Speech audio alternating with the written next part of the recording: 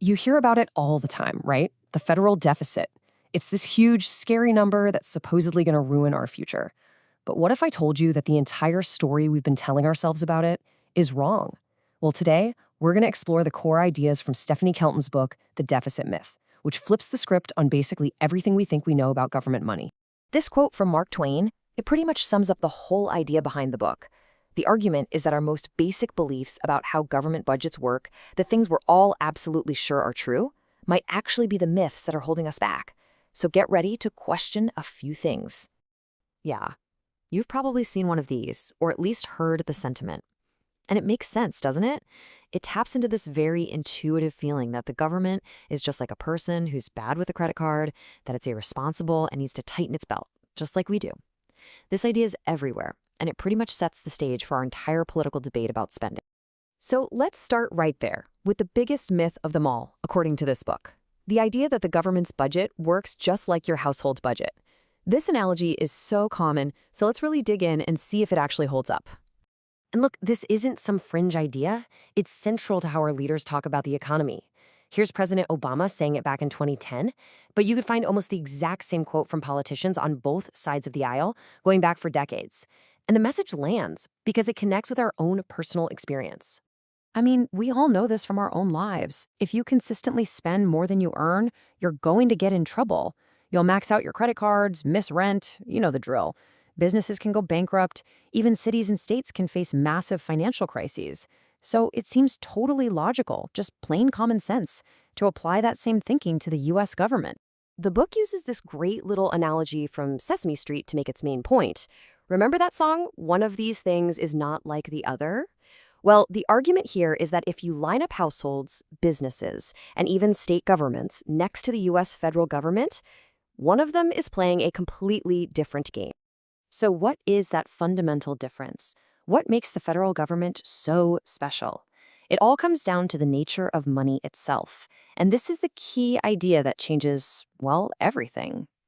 The fancy term for it is monetary sovereignty, but what it really means is that the U.S. federal government is what the book calls a currency issuer. It has the unique power to create the U.S. dollar. Everyone else, you, me, businesses, we're all just currency users. The government can't run out of something it creates any more than a scorekeeper at a football game can run out of points to give a team. This chart really lays out that crucial divide. On one side, you have the currency users. That's us. That's businesses. That's even states like California. We all have to get money, earn it, borrow it, before we can spend it. On the other side are the currency issuers, like the US, the UK, and Japan. They are the source of the currency. And this is a huge distinction. It helps explain why a country like Greece, which uses the euro but can't create it, can face a debt crisis, while Japan, with a much higher debt level, doesn't. The book says that when you finally grasp this concept, it's like a Copernican moment. You know, like when humanity realized the Earth revolves around the sun, not the other way around.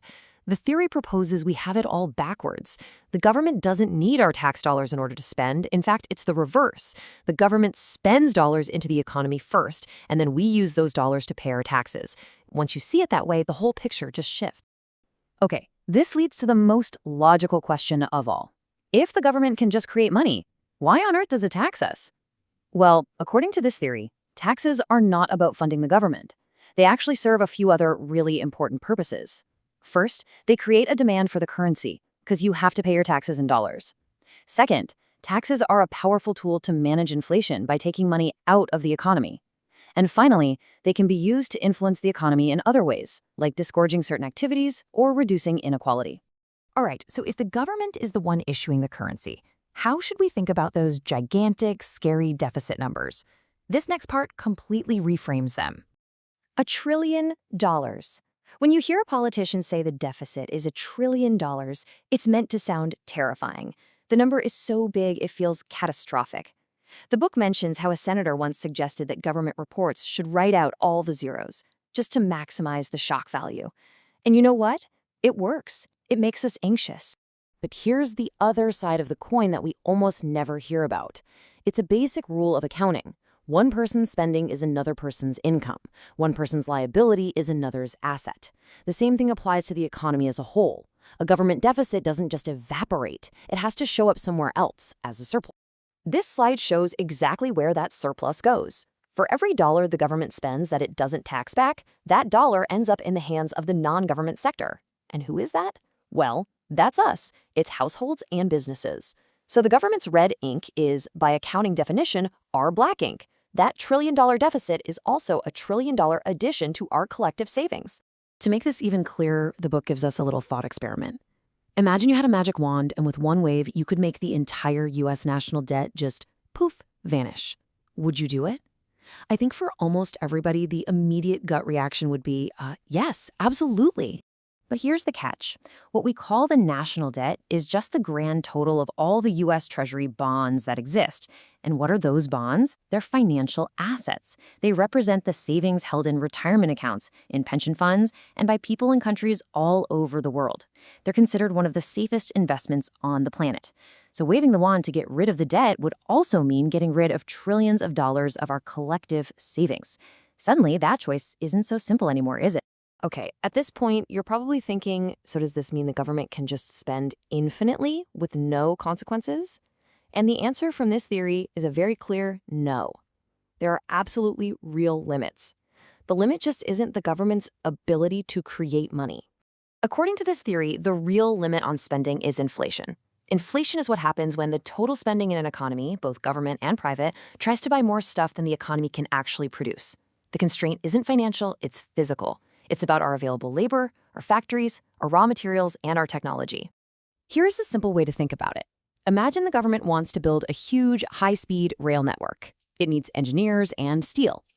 If there are lots of unemployed engineers and idle steel mills, no problem. The spending just puts unused resources back to work. But if the economy is already booming, and every engineer already has a job, and every steel mill is at max capacity, now the government has to compete with private companies for those same workers and materials. That bidding war drives up prices. That's inflation. The book argues that the real danger signal we should be watching isn't the deficit, it's the inflation rate.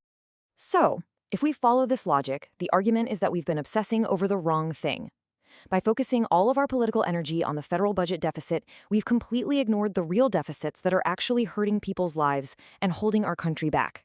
The author talks about how, when she was working in the Senate, she and Senator Bernie Sanders decided to try and reframe the entire conversation. They said, let's stop talking about the budget deficit and start talking about these deficits, the tangible things we're falling short on as a society, a deficit of good jobs, a deficit in healthcare, a crumbling infrastructure, and so on. So let's take the healthcare deficit. We spend way more per person on healthcare than any other wealthy country. And yet our infant mortality rate is more than double the average of those other nations. That is a deficit you can measure in human lives. Or how about the education deficit?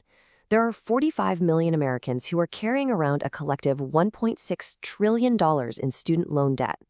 That debt stops people from buying houses, from starting businesses, from fully participating in our economy. It's a huge drag on our entire society. And then there's our infrastructure deficit. The American Society of Civil Engineers gives our country's roads, bridges, dams, and water systems a grade of D+. That's a near-failing grade.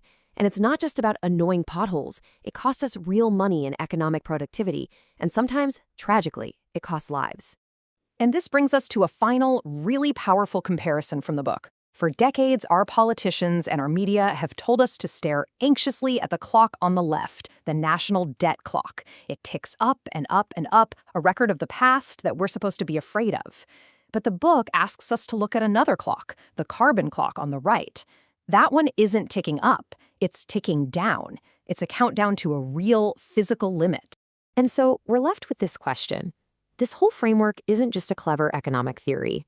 It's presented as a tool to help us rethink our national priorities. It asks us to consider that maybe our biggest challenges, from climate change to crumbling infrastructure, aren't actually constrained by a lack of federal money. Maybe they're constrained by a lack of real resources, and perhaps more importantly, a lack of political will. What could we accomplish if we shifted our focus from the number that just goes up to the real challenges that have a deadline? That's the core question posed by the deficit myth.